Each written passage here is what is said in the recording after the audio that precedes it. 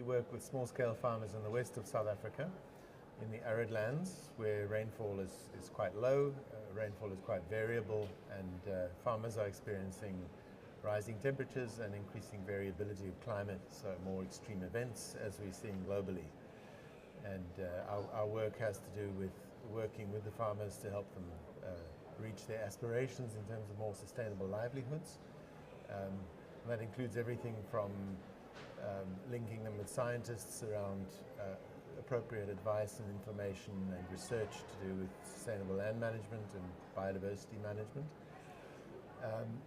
And it also links up with things like market access, getting their crops export ready, and reaching markets in Europe, North America and elsewhere. I mean, you talk about these climate variations in climate. Are these things you have noticed more dramatically in recent years, or the farmers have noticed more dramatically in recent years? And what are the effects? I mean, how is it affecting their, their annual production? Well, I must say the human being is remarkably effective at imagining the past and the future. And I think everybody experiences the weather in their own particular way, and usually people everywhere on the planet will tell you the weather is changing. In the case of the farmers we work with, that's certainly their observation, but it's backed up by measurement, which shows that there's been a 1 degree rise in temperature over the last century. And in terms of extreme weather events, in the last decade we can name the most severe drought on record, which admittedly only goes back a couple of 100 years, but nevertheless, and also the most extreme weather events in terms of extreme rainfall events, the kind of tropical weather which is not usually experienced at all in this part of the world. I mean, the adaptation that you're helping these farmers with, I mean, is it enough for now? I mean, presumably the conditions are going to deteriorate as we see more effects of climate change. I mean, is what you're doing now enough, or will it be enough in the near future? Well, that's a good question.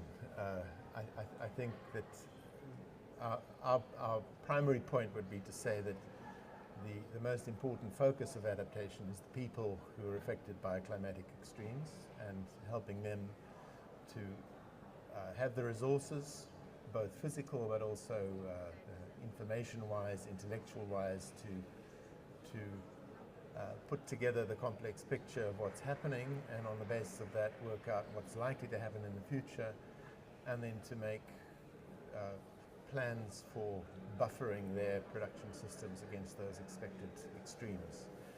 And I wouldn't say we're doing enough, but I think that we've had a very fruitful and rich experience working with the farmers. And part of what we've realized is that the essence of successful adaptation is that affected people need to enhance their ability to act, their agency. And not only do extreme weather events sometimes devastates people's ability to do that, of course, so do things like political crises, violence, civil war.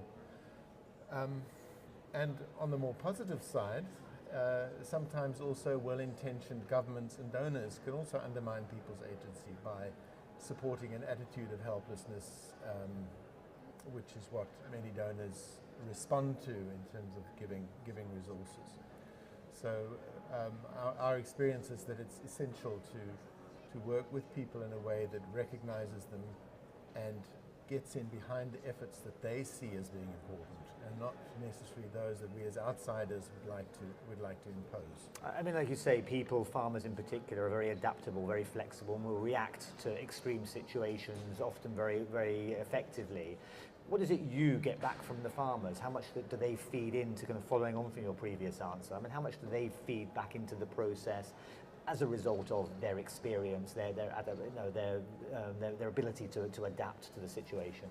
Well, I think one very important contribution that farmers make is that they're, in my experience, generally very willing to share their experience, their expertise with others who are experiencing similar kind of challenges. The spirit of solidarity amongst farmers that are affected by climatic extremes is really a wonderful thing. And I think that contribution has not just a local value and impact, but also more regionally and even globally, it's of value. To come to your question about the negotiations here in Doha, we have been very impressed by seeing how the Adaptation Fund has been set up, how collaboratively it's been working with civil society, how transparent it's been. I think we've got a good vehicle set up, but there's not very much fuel in the tank. And I find it extremely disturbing that these negotiations are going forward without sufficient ambition, without commitment. And if the Adaptation Fund doesn't have the resources to do the work it needs to do, we're going to see massive crises. And I think people here in Doha will be aware that the loss of damage debates are pretty much deadlocked. We're not moving forward. There's an increasing awareness that climate change is going to cause havoc on our planet, but a lack of appetite for making commitments to address that. Right, unfortunately, it's a message we're hearing from many of our guests. Lack of ambition. I think not wanting to be seen to fail, I think, is another one. So what's the message? I mean, what more can we do in a way? I mean, the message is out there, the science is out there. I mean, you work on the ground, you see the daily effects of climate change. I mean, it's probably a question without an answer, but really what more can be done to get that message home? It seems to be sinking into certainly the people on the ground, but not to the policymakers. Yeah, well, the policymakers, governments of the world must bite the bullet, and I think it's extraordinary to see the amount of wealth in this Gulf region, all built upon oil, all built upon non-sustainable resources.